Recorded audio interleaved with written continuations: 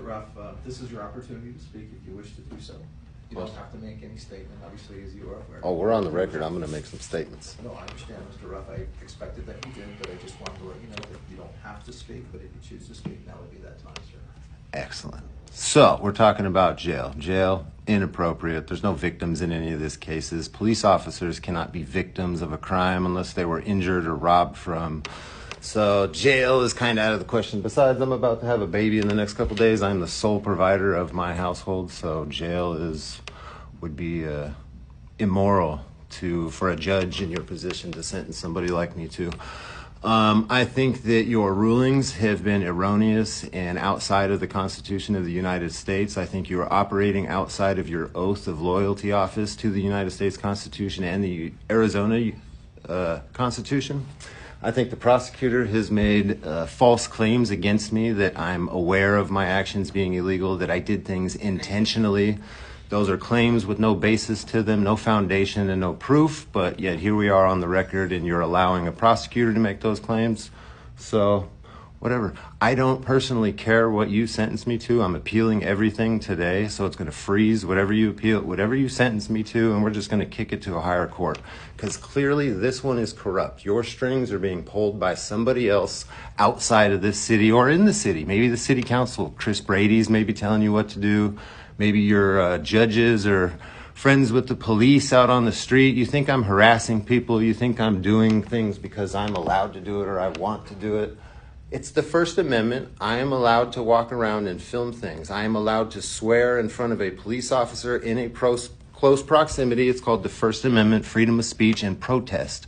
You cannot criminalize that, but here we are in a joke municipal court and you just criminalized it and you're about to sentence me. So have fun. You guys are both traitors to the Constitution and the United States. Sentence me to whatever you want. I'm appealing it. I'll go pay for the record and walk out of here.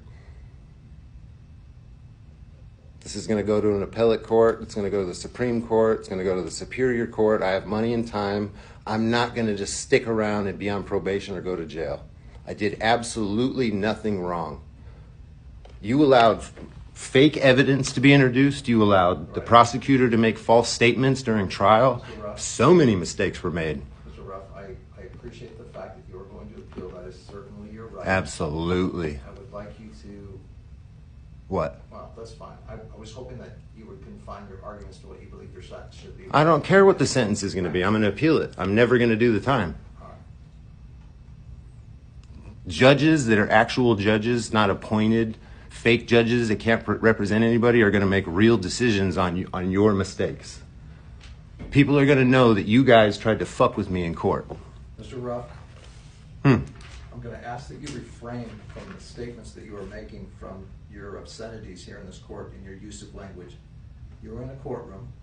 Okay. I'm not going to allow you to use that kind of language. That's First Amendment. Mr. Ruff, no, you don't have a right to go into I court. don't have a First Amendment right in court. Mr. Ruff, you have a First Amendment right. You don't have a right to go into court and disrespect the court. Saying fuck is not disrespectful, Mr. sir. Ruff, if you do it again, you may be going to jail today. Do you understand this? Oh, I absolutely understand. Because I have the power to hold you in contempt, which I do not want to do.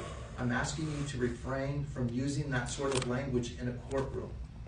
It's not appropriate, Mr. Ruff. You may think that it's appropriate to come in and use that sort of language in a courtroom, but it is not, sir. So you would abuse your authority if I exercise my right. It's an abuse of authority. To please refrain from using that kind of language in the courtroom. You're supposed to be impartial and fair. I'm using a word to emphasize my sentences, which is a First Amendment protected right. I can do that. You are entitled to do that. You're not allowed to swear and use obscenities in court because you are upset. Cohen v. California would disagree with you. Okay. That's Supreme Court case law, landmark. Mr. Ruff, are you done? I'm done. I've been done.